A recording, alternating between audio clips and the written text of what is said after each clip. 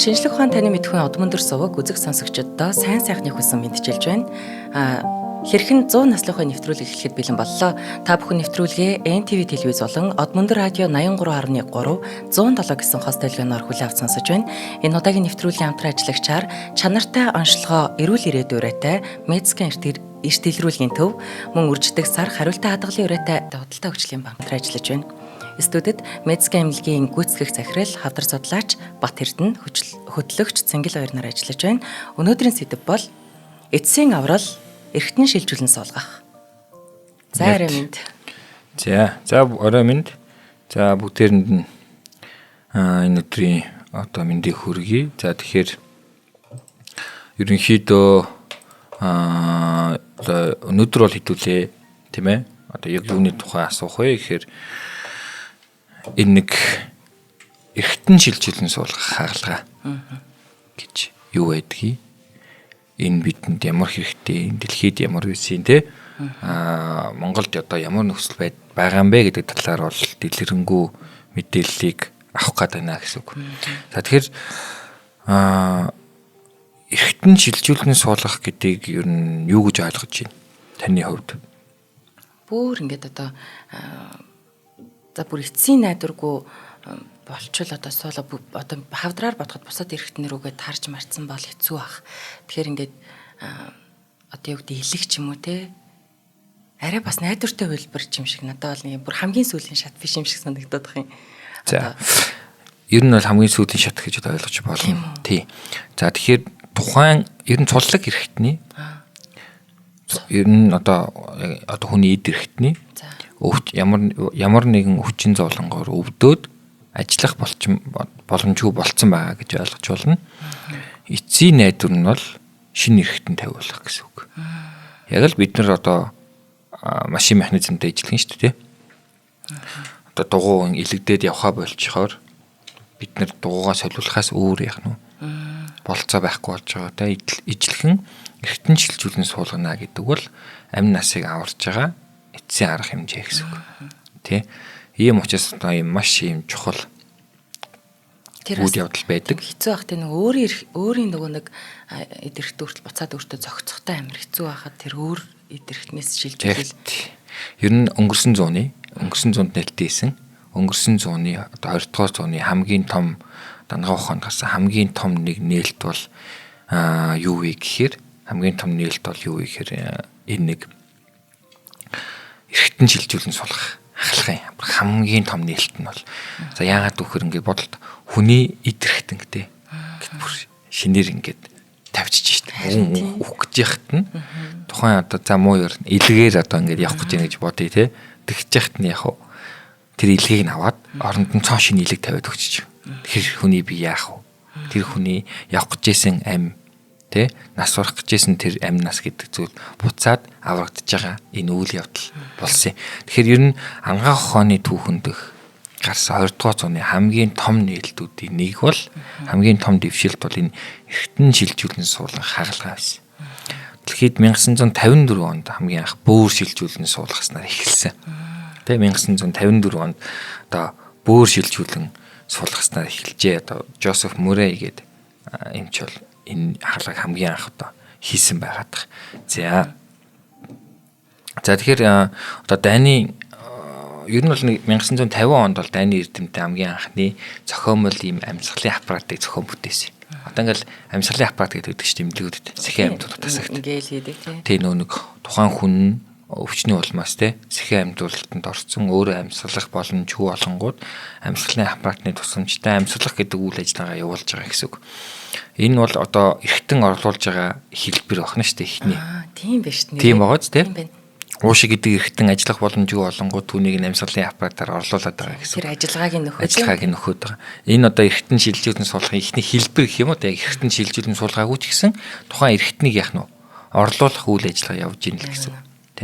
За тэгээд 50 онд ингээд одоо дайны эрдэмтэн энэ аппаратыг нээсэн байдаг. Ингээд 54 онд бол анхны бөөр шилжүүлэн суулгах хаалга хийсэн байдаг тийм ээ.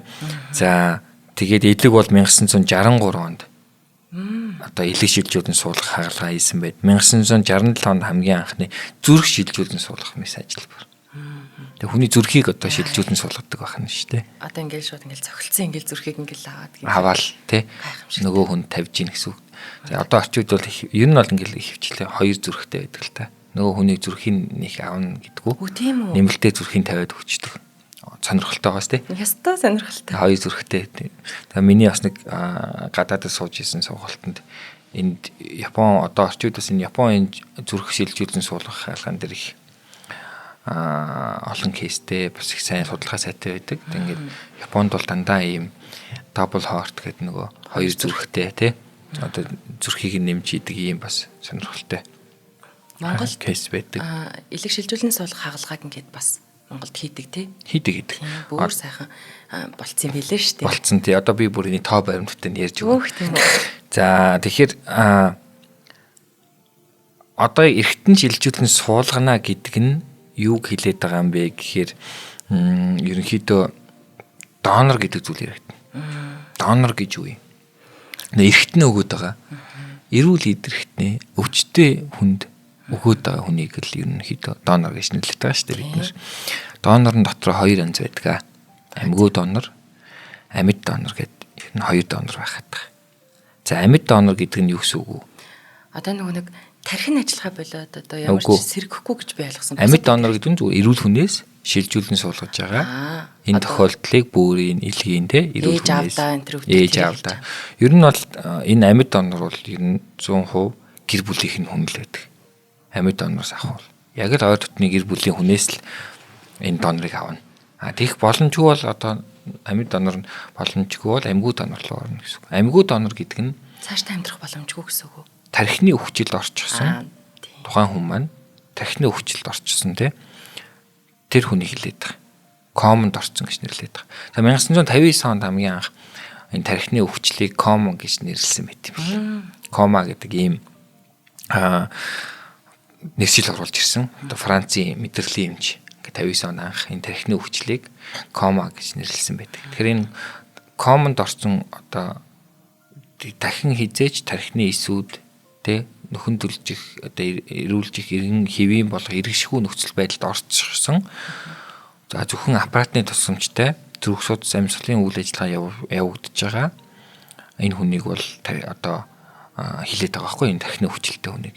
Энэ бол амьгүй донор гэсэн үг. Нэрээ тийм биш үү? За тэгэхээр эргэтэн шилжүүлэн суулгах хаалган дээр донор гэдэг зүйл аюул чухал байх нь ийм одоо хоёр зүйл бол байдаг бах нэ тий. Бид нар энэ дээр бол аюул сайн одоо анхаарах хэрэгтэй. За ерөнхийдөө ам аварж байгаа л үйл ажиллагаа. Эргэтэн шилжүүлэн суулгах гэдэг бол за ерөнхийд жишээ нь бөөр шилжүүлэн суулгах хаалган дээр бөөр шилжүүлэн суулгах хаалга гэдэг бол эцсийн шатанд хийж байгаа л арга хэлбэр шүү дээ. Энэ бол тухайн одоо хүнийг амь насыг аврах нэгдүгürt хоёрдугаарт одоо өвчнөөс нь 100% эрүүл болгодог тий бөөрийн дутагдалд орсон өмнөх бөөр нь бүр ажиллах боломжгүй болцсон ийм хүнд өвчин байлаа гэхэд бөөр шилжүүлэн суулгаад тэр хүн 100% идэрдэг байна шүү дээ. 100% үр дүнд хүрдэг.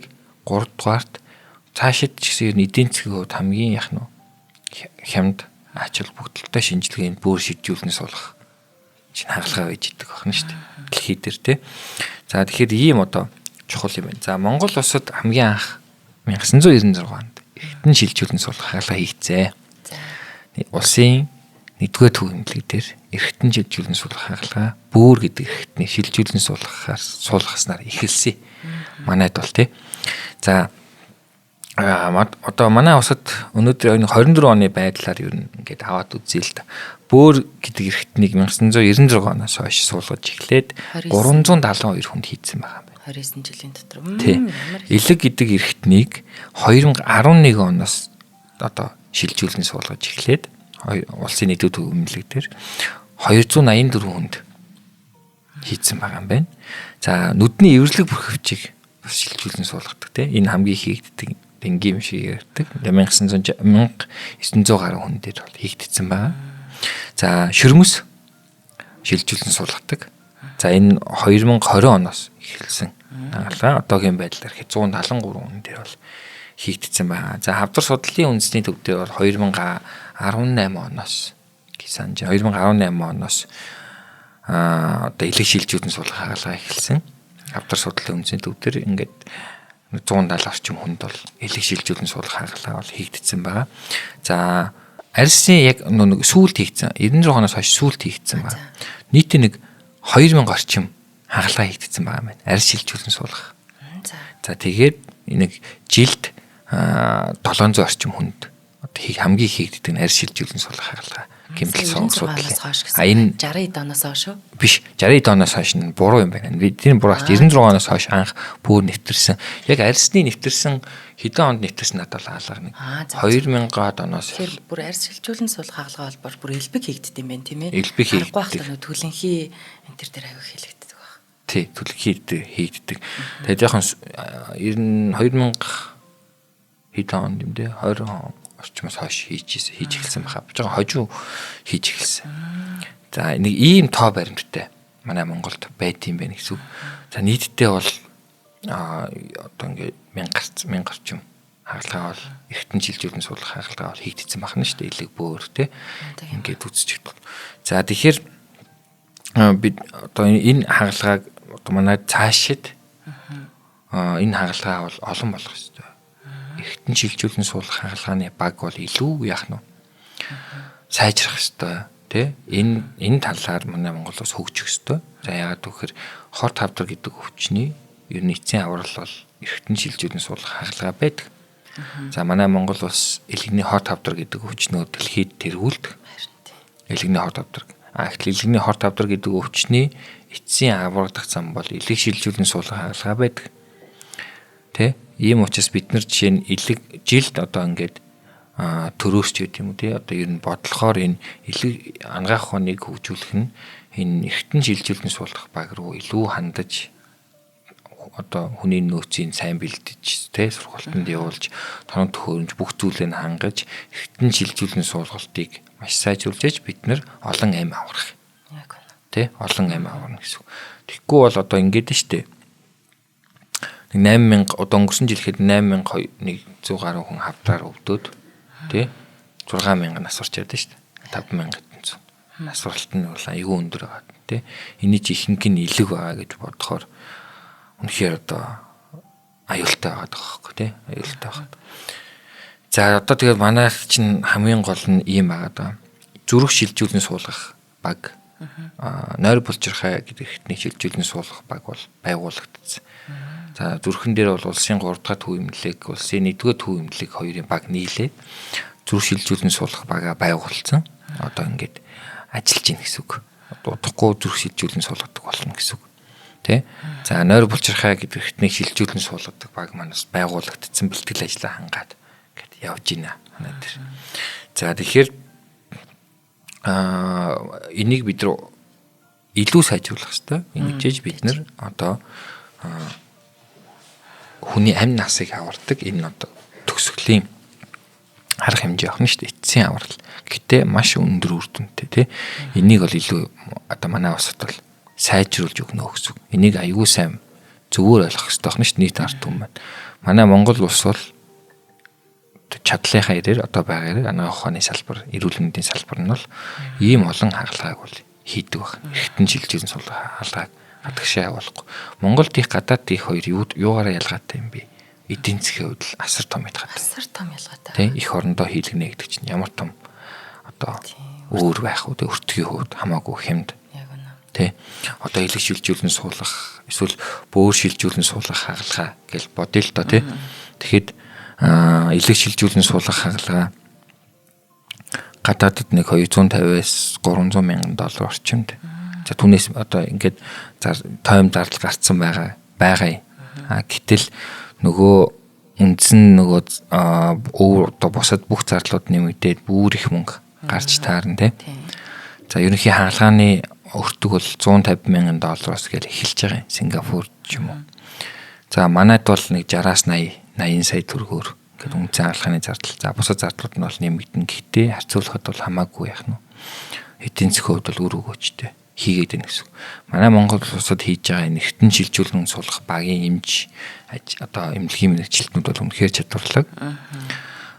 Ийм одоо эмч мэргэжилтнүүдээр дандаа гадаад улсад мэргэжил дэвшлүүлсэн ийм одоо хамт олон байдаг.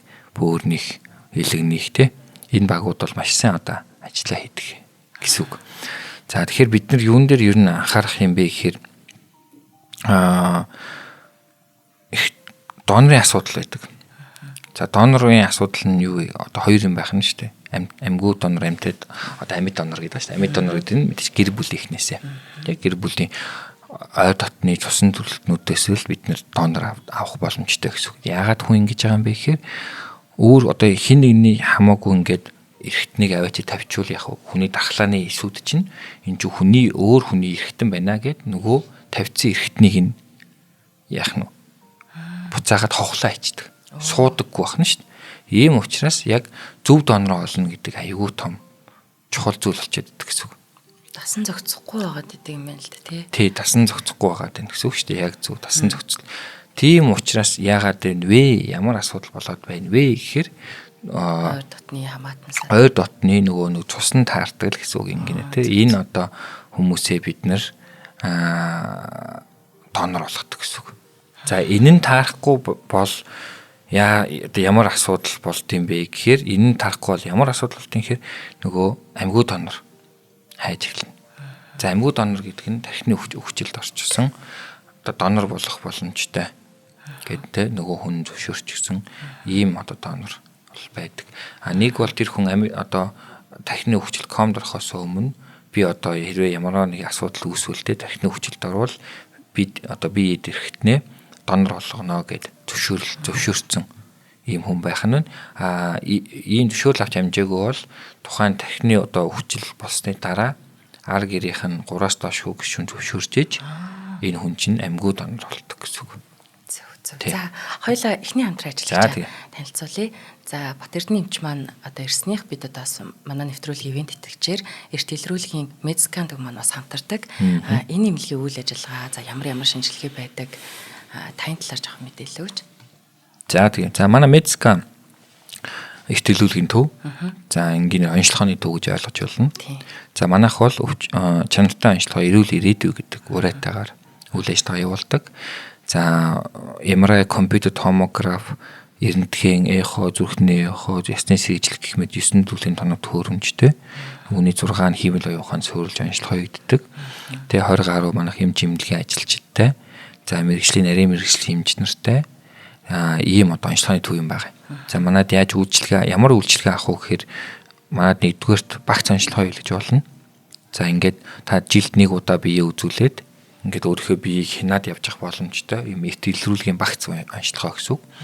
Тэгэхээр энэ эрт илрүүлгийн 4 төрлийн багц үүдэг манад. Энгийн багц, зүрхний багц, тархинурууны багц, хавдрын багц гэсэн ийм 4 багц байгаа. Энэ 4 багцнаас бид нар сонгоод одоо жилдээ нэг удаа хүн биеэ үзүүлээд чектүүлээд явах зорилготой юм онцлогооны төв гэж ойлгож байна. Шинжилгээнд орлоо хариу гарангууд одоо мэрэгжлийн нарийн мэрэгжлийн эмч нь үзээд дүгнэлт өгөөд эмчилгээг нь бичээд өгдөг ийм одоо тавуу талтай. За үүнээсээ гадна мэдээж MRI-тэй эмч нь MRI гэдэг тий одоо шинжилгээ тоцогчтой MRI гэдэг юм уу. MRI гэдэг ганцаарчсан шинжилгээнүүдийг хийж болно. Мөн компьютер томографийн шинжилгээнүүдийг одоо тоцогчтой шинжилгээнүүдийг бас нэмэлтээр авдаг ийм одоо үйлчилгээ үзүүлдэг юм аа. За Медскан эмнэлгийн мэдээллийг хаанаас авах вэ гэвэл Медскан цэг хэмээн гэдэг манай вебсайтаас авч болно. Эсвэл 77 77 22 21 гэдэг манай дуудлагын төвөөс эмнэлгээс маань яах нь энэ мэдээлэл авч болно гэсэн үг. Тэгвэл ер нь Медсканд үйлчилж байгаа хүмүүс бол яадгүй гэхээр урьдчилж цагаа аваад тэгээд үйлчилгээнд ордог. Ийм одоо онцлогтой. Одоо нэг бол вебсайтаар дамжуулаад та шууд ороод яах нь өдрөө сонгоод цагаа сонгоод үйлчилгээгээ сонгоод шууд цагаа авах боломжтой. Эсвэл саяны 77 77 22 21 гэдэг утсаар холбогдоод мэдээлэлээ аваад үйлчилгээ авах боломжтой. Танах байрлал манай байрлал нь одоо 13-ын натуурын зам дагуу яг натур худалдааны төвийн зүүн талд нь байрлаж байгаа. 3 давхар Медскан гэдэг өөрийн барилгатай гаднаа нэг 20 орчим машины зогсоолтой ийм одоо онцлогооны төв байж байгаа. За хамгийн сүүлийн үеийн тоног төхөөрөмжүүдээр тонлогдсон тий дандаа 24 оны одоо шинэ ийм тоног төхөөрөмжүүдээр бол тонлогдсон. За тэгээд одоо хамгийн сайн гэсэн эмч мэрэгчлэтнүүдээр бага бүрдүүлсэн ийм эрүүл мэндийн гэтэлүүлгийн төв бол хүмүүсээ огтж авч байгаа гэсэн. Танах нөгөө нэг одоо энэ багц шинжилгээнүүдээс гадна очоод дан дангаар нь өөр шинжилгээнүүдийг өгөх бас боломжтой гэдэг үү? Тийм бас боломжтой. Одоо дангаар нь гэх юм бол MRI-д орж болно, компьютер томографт орж болох нь байна. За эход орж болно, эрдэнэтэнд орж болно гэсэн юм сонголтуудтай. Харин тийм ээ одоо нэг эргэтэн шилжүүлэн суулгах гэсэн сэдв ярьж байгаагийнх ер нь бол асуудлыг нөгөө бүр эцсийн шатанд эцсийн аврал хайх болтол нь оруулахгүй тулд бид нар эрт илрүүлгийг сонгох ёстой, бие үзүүлж явах ёстой, жоохон тийм нөгөө нэг юм юу гэдэг лээ, бие чагнаж явах ёстой юм байна л да. За баярлалаа. За баярлалаа. За тэгээ цаашаа үргэлжлүүлээ. Ер нь эмгүү донор ингээд зөвшөөрөл одоо авдаг гэсэн шүү дээ. За тухайн хүн эрүүл байхдаа гэсэн үг амьд сэрүүн байхдаа өөрөө зөвшөөрөл өгч болдог. Манай Монгол улсад бол одоо ийм Монголиар ороод карт ер нь дэлхий дээр хүртэл ингээд карт гэж байдаг. E-карт гэдэг. За тэр нь одоо манай Монголд бол ийм Монголиар дотор байгаа. За тэрэн дээрээ ороод зөвшөөрөл өгч болно өөртөө. Хэрвээ би ямар нэгэн шалтгааны улмаас тархины өвчлөлт орох юм бол гэсэн үг байна шүү дээ. Өөрийн бие эрхтнээ донор болгоно гэдэг. Хөөх ийм Монгол лидер байд юм уу тий. Одоогийн байдлаар 3000 гаруй иргэд байна гэж байгаа. Өөрөө зөвшөөрсөн. Ийм Монгол лидер тий зөвшөөрсөн ийм одоо 3000 гаруй донор байна гэж. За одоо харамсалтай мэдээр орё л доо. Яг өнөөдрийн байдлаар хэд манай донороо хүлээж байгаа. Донор олдохгүй гэсэн. Донорын ийм жагсаалтанд орчихсон хүлээрэнд орсон 1000 гаруй хүн байна. Яг өнөөдрийн байдлаар хэд. Одоо хэцүү юм бол донор ахна шүү. Хүчтэй хүн бол зөндөө баг. Эргэтэн шилжүүлэн сулгахаас өөр амь насны авралгүй болчихсон. Торгогдоол хүлээж байгаа гэсэн. Торгогдоол хүлээж байгаа ийм хүмүүс гэхэд 1000 гаруй байна. Тийм ээ. Тэгээ ерөөсөө таарах донор хүлээгээд байж байгаа. Ийм 1000 гаруй хүн байна.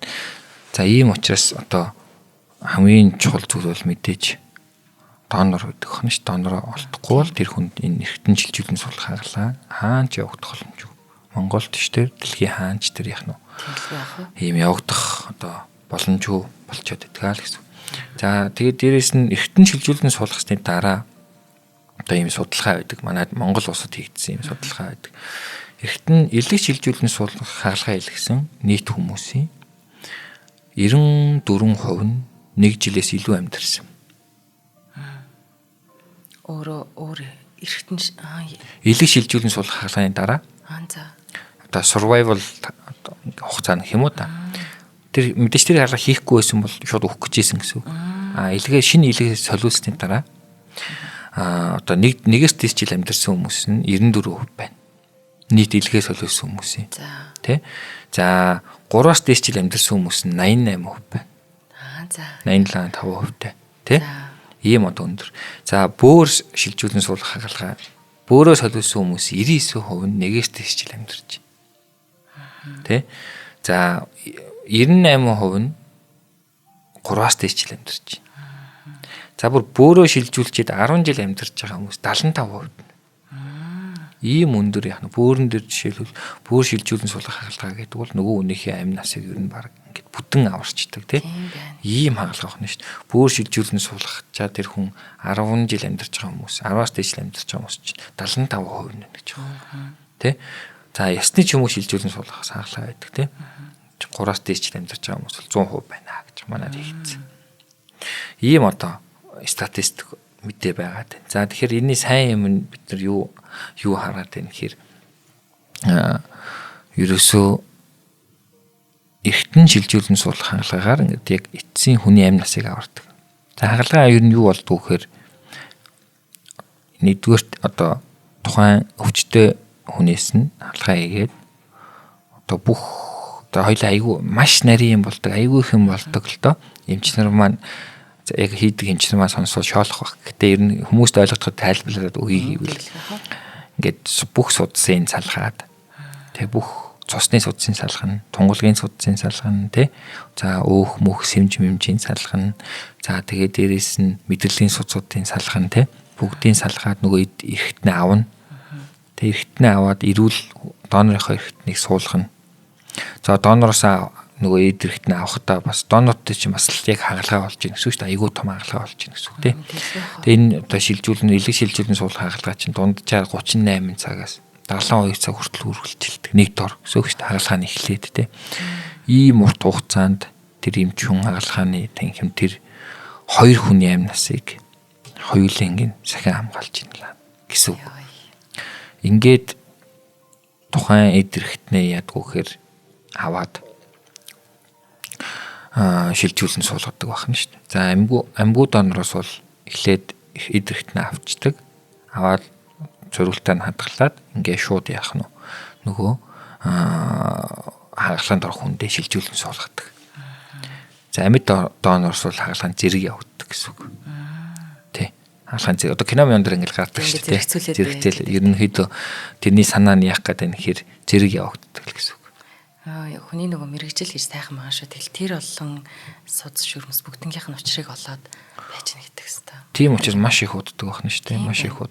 За тэгэл хангалагаа нэгдүгт амжилттай болгоно гэж юм байна. Тэр чинь тэгэл яг хийж үзэл тэгэл яг тухайн эрхтний тэр хүний би авах уу? Яг үнэ. Авахгүй юу?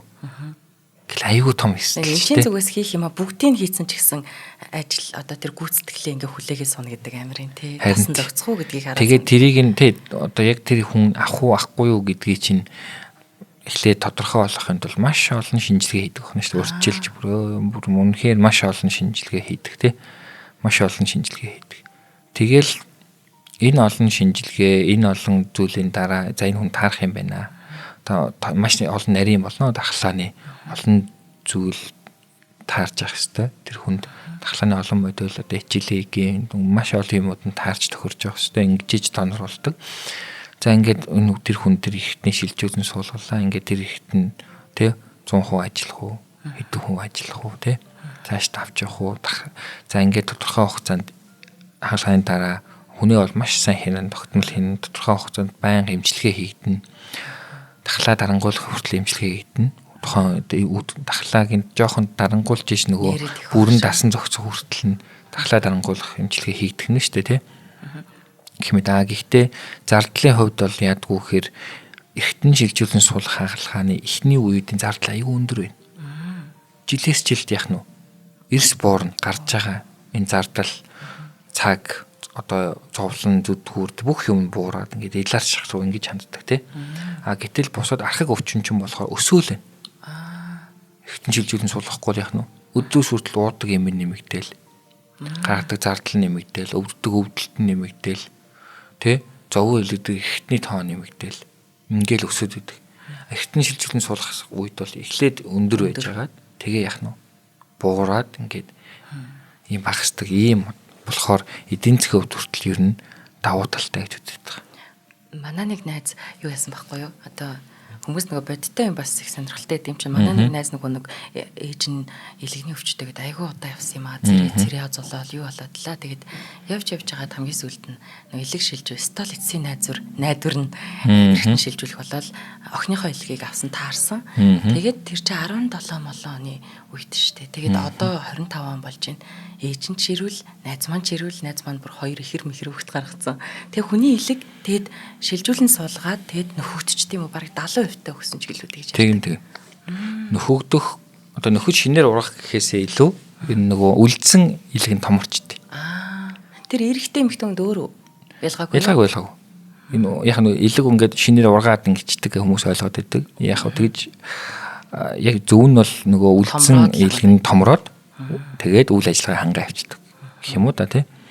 Ингэж ойлгочвол. За ингээ бүр шилжүүлэн суулгах хангалтанд ороод бүр нь одоо 100% эрүүл болоод ингээд буцаад ажилдаа ороод тий ажил дээр амжилт гаргаад одоо нэг том компани санхүүгийн захирал хийж байгаа урт миний ойрын хүн байна. Таньдаг тий. Энэ хүн бол яасан бэ гэхээр бөөрний ахыг дутагдалд ороод ингээд бүр шилжүүлэн суулгахгүй бол насан туршдаа нэг бөөрний диализ гэж аппарат өгдөг шүү дээ. Бөөр нь ажиллахаа болцсон гэсэн үг. Тэгээ тэр аппаратанд орж иж бөөрний хийх ажлаа хийлэгдэг гэсэн үг. Зөв. Тэгээ бөөрний диализэнд орж иж бөөрн чи хийх ажлыг шүү дээ. Тийм шүү дээ тий. Тэгэнгүүт чинь л нөгөө тэр аппаратны очрог альцтай айгүйх байгаа шүү дээ манайд ч юм уу айгүйх асуудалтай. За ингээд шилжүүлэн суулгах хаалгаанд орохоор болоод тий донор хайсан энэ хүм за одоо амьд донор бол олдоогүй гэсэн үг, таараагүй гэх юм уу ойр дотных хүмүүсээс. За ингээ амьгуу донор хайж агаад ингээ чагсаалтанд орсон. Тэг хамгийн хэцүү нь тэр хүн ингээд амьгуу донорынхоо ойчранд орц хүлээгээд идэв юм л. Хизээ олдох нь ойчранд орсон ба шүү дээ. Урд нь өчнөө бас амьгуу донор хүлээж байгаа хүмүүс. Тэр хүмүүс нь болж ш нөгөө хүнийх яах нь бас бий болно гэсэн.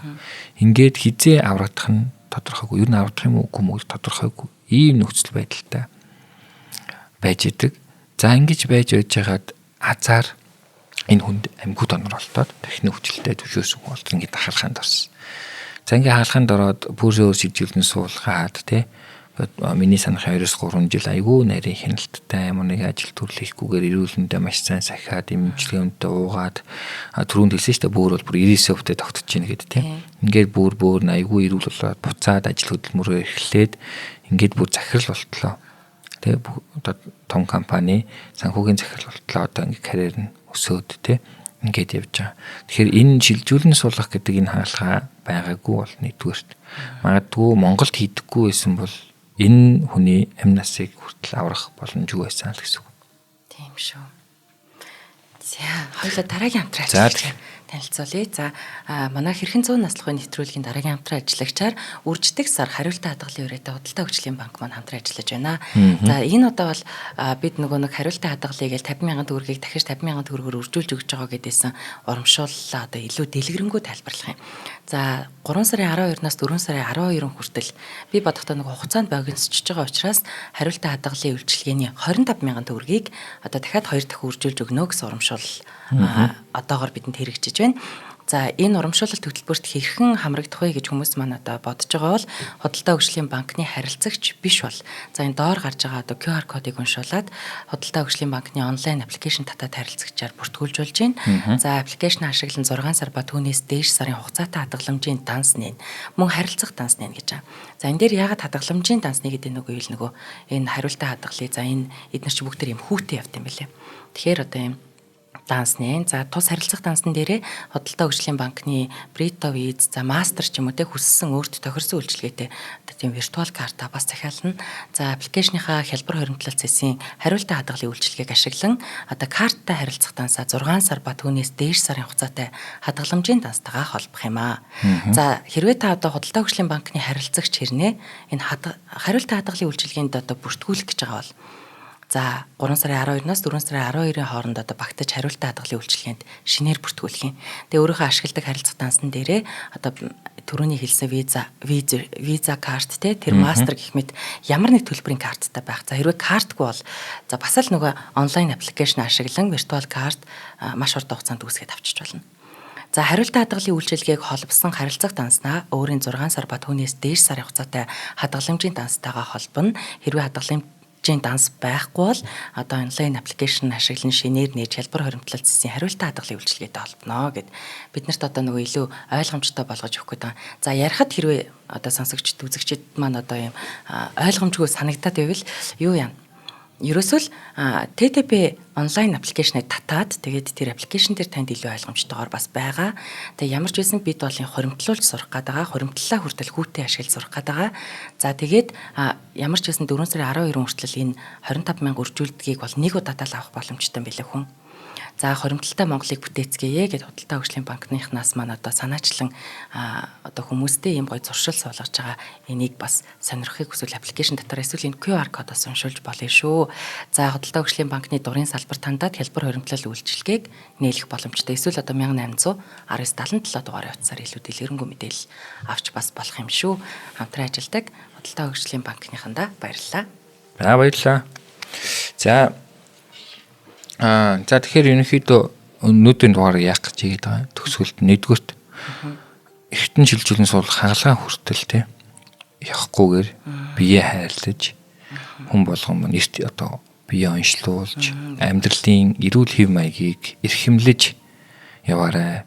Тэгэхгүй ингээд энэ хэмжээнд хүрчих юм бол их асуудал их хүнд байдаг байх юм шүү. Манайд хийдэг ч гэсэн яг нь одоо 1000 гаруй хүн хүлээлгэнд байна гэж шүү дээ. Өнөөдөр Монголд хийжчний үнэтэй гэлээ те 3 сая үнэтэй гэтэл 1000 эртэн шилжүүлэн суулгах та хүлээгээд байж гин гэсэн үг. За үүнтэй холбоотой ямар асуудал үүссэн бэ гэхээр 2 жилийн өмнө одоо энэ эргэтэн шилжүүлэх одоо багийн үеийн баг үүсгэн байгуулагчдын нэг те одоо 30 жил орчим энэ ахлааг ахалж ажиллаж байгаа Батчулуун эмч маань бол хүний эд эргэтэн зөвшөөрлөгөө авсан гэдэг үндслээр одоо шоронд суучихсан оюутан шатны шүүх хурлын төлөө зөвшөөрлөгөө авсан байна гэдэг байдлаар хуулийн хариуцлага хүлээгээд ингээд явж байгаа. За энэ хүн ингээд шоронд сууснаас шоронд авч хийснээс болоод өнөөдөр өглөө 1-р эмнэлгийн элэг шилжүүлэн суулгах багийнхан хэвлэл мэдээллийн баг хуралцаалаад ярьж илээ. Тэрэн дээр ихэд 31 хүн амнасаа алдсан энэ хугацаанд хагалгаанд орч чадаагүй. Тэ энэ хүн чинь ахалдаг учраас энэ хүн байхгүй учраас хийгдэж чадахгүй хагалгаа гэж байдаг байна шүү дээ. Тэ гэтэл энэ хүн байхгүйгаа байхад 31 хүн энэ хугацаанд амнасаа алдлаа. Ийм одоо айгүй их тоо тий. За би бас гэхдээ яг нарийн мэдээллийг нь аваагүй хуулийн биш учраас за миний авсан мэдээлэл төр бол тухайн амьгуу донорын ар гэрийн 3 хүн бол зөвшөөрөл өгөөд ингэ мэдээ зөвшөөрөл өгч ич энэ хүн донор болгож байгаа тий. Үүнийхээ дараа зөвшөөрөл өгөөгүй гэдэг байдлаар хандсан юм шиг. За тэгээд нэгдүгээр эхний асуудал энэ. За хоёр дахь асуудал нь зөвшөөрлгүй идэрэхтэй аавна гэдэг байна ийм гэсэн. Бүр авбал иргэн тойрны өөх мөөх булчирхаатай нь хамт авч иж тэрийг нь хамт суулгах. Ганц бүрдэг юм аавна гэж байхгүй. Судас мудас бүх юмтай нь хамт авна. Тих байх шүү нэрээ. Одоо шилжүүлэн суулгах гэж штэ бид нар чи ямар нэг утасны батарей солих гэж байгаа биш үү тийм штэ. Чи хүний бүхэл бүтэн эд эрхтэн шилжүүлэн суулгах гэж байгаа болохоор тийм байд. Тэгээ чөрмөс шилжүүлэн суулгах гэж байгаа бол яах нь вэ? Иргэн тойрны одоо яс мастай нь хамт авдаг бахна штэ. Энэ ингээд хамт авцсан энэ иж бүртлийг бусад одоо чөрмөсийн аавна хичээд өөр юм хамт авцсан байна гэдэг ч юм уу. Гэдэг бай одоо ойлголтоор энэ эмчийг яллаа те 30 жил энэ эргэтэн шилжүүлэн суулгах хаалгааг үдий зэрэгтэй болгоход хамгийн том хувь нэмрээ оруулсан Батчулуун эмчийг бол одоо ингээд хоёр дахь шатны шүүхэн хурлаар бол одоо шорон цууцаа одоо байгаа хууль эрх зүйн орчин ийм байгаа учраас олон жүр ингээд байгаад бол эмч хүнийхээ зүгээс маш их харамсаж байгаа. Тэ энийгээ бас манай Монголын төр сэргэж хараарай. Ард түмэн маань бас их зүгээр ойлгоорой. Зарим хэвлэл мэдээллийн хэрэгслүүд анханасаа ингэж маш буруугаар мэдээлэл өгснөөс болоод ард түмнэр ингэж хүний эд эрхтнийг хулгайлцсан юм шигээр хэлэхгүй байж байгаа авцсан юм шигээр тий хувийн юмд ашигласан юм шигээр ойлгоход одоо хүлээж авах их буруу. Манай Монгол улсад эргэтэн шилжүүлэн суулгах одоо эд эрхтийн таймаа гэж огт байхгүй. Бүр ямар ч тийм ойлголт байдаггүй. Одоо 1000 хүн донор үлээгээ байж штэ тий. Энд ийм учраас ерөөсөө энэ хүн одоо хүн болон энэ хүний Батчулуун эмчийн үйлдэл бол ерөөсөө л эрүүл мэндийн төлөө л. Тэгээд тэр 30 жилийн хугацаанд хийсэн тэр олон амь насыг аварсан тухай ярихгүй л дээ тэгснэ ингээд ийм сайн манайхан нэг тал руугаа туйлширдаг. Одоо нэг яг ийм нөхцөл байдалтай. Одоо өөрөө бол хориход байгаа. За миний авсан мэдээлэл өөрөө их зүрх их муутай олон удаагийн стенттэй үйлж исэн. Одоо ингээд зүрх нь бол 33% ажиллаж байна. Энэ хүн бол ер нь та нар гаргаж авахгүй болохоо байлаа шүү гэдэг мэдээллийг өнөөдөр 1-р эмнэлэг дээрээс эргэтэн шилжүүлэн суулгах төвийн хэвлэлийн баг хурлын мэдээлэлээр өгч илээ. Тэгэхээр энэ Батчулуун эмчийг эргэж хараасай. Энэ асуудлыг эргэж хараасай. Олон талаас нь хандаасай те. Энэ эргэтэн шилжүүлэн суулгах гэдэг энэ хагалгааг Монголд тушуулаад энэ хүн одоо ингээд байхгүй болох юм л энэ өдий үрт явж исэн энэ хөгжил зогсоод дахиад удаашраад саатаад ийм нөхцөл байдал бол бүр яг хүлээгдэж байгаамаа гэдэг бол энэ нэвтрүүлгийнхаа төгсгөлд бол хэлмээр байна. За ингээ өнөөдрийн эргэтэн шилжүүлэн суулгах тэ эцсийн аврал гэдэг энэ дугаарыг сонссон бүх хүмүүстээ баярлалаа. Ер нь нэг ийм хангалгаа байдгийн шүү. Ийм юм явдсан шүү. Манай Монгол улс ийм тооны ийм хангалгаа хийцэн байгаа шүү. Тэ гэтэл нөхцөл байдал ийм хүнд байдаг шүү. 1000 гаруй хүн ингээд очроо үлээ гэдэг. Донороо хайгаад ингээд амнасаа аврах гад ингээд байж идэг шүү гэдгийг бас өнөөдөр мэдээлэл маягаар хэлсэн ийм дугаар боллоо. Надад бас нөгөө хагалгаа тийм хагалгаа тэдэн оноос тэгж хийгдсэн гэдэг тоо баримтыг сонсох бүр бахархмаар байлаа. Тэгээд нөгөө өстой мэдхгүй тэгээд яаж тийм хүнд нөхцөлд сэтгэл санаа тайван тийм ур чадвар гаргаж тэр олон хүний амь насыг аварна гэдэг бол мундаг байна. Тэгээд нөгөө донорын хувьд би бас тэр шинэ юм мэдэж авлаа. Одоо би ямар амьд байж байхдаа миний эргэтнийг аваа гэдэг байгаа ш. Одоо хизээ нэгэн цагт надад тийм нөхцөл байдал үүсвэл миний одоо эд эргэтэн хин нэгний амийг аварна гэдэг бол надад бүр бахархмаар гой санагдаж байна. Тэгээ нэг e-card гэдэг ийм Монгол өдөр байгаа. Тэг хүмүүсийг одоо өгөөрэй гэж хөрөөлж байгаа юм биш. Ороод сонирхоод зэрэг юу гэдэг юм бэ, яг яад юм бэ гэх мэт чинь те. Өнөөдрийн байдлаа Монгол 3000 гаруй хүн төвшөөл болгоцсон байт юм байна бас. За баярлалаа. Би бас сонирхож үзнэ. За шинжлэх ухаан танин мэдхүү од мөндөр суваг үзэг сонсогчдоо хэрхэн 100 наслах бай нэвтрүүлгээ хүргэлээ. Тэгэхээр та бүхэн маань нэвтрүүлгээ NTV телевиз болон од мөндөр радио 83.3 107 гэсэн хост тайлбараар хүлээн авсан сонслоо. Энэ удаагийн нэвтрүүлгийн хамтран ажиллагчаар чанартай онцлогоо, эрүүл ирээдүйн урайтай, Медскан эрт илрүүлэхийн төв, за үрждэг сар хариултаа хадгалын урайтай, худалдаа хөгжлийн банк хамтран ажиллалаа. За студид Бат Эрдэнэ нэмж маань, за хөтлөгч Цэнгэл хоёр нар ажиллалаа. За дараагийн дугаараар олцъя. Баярлалаа.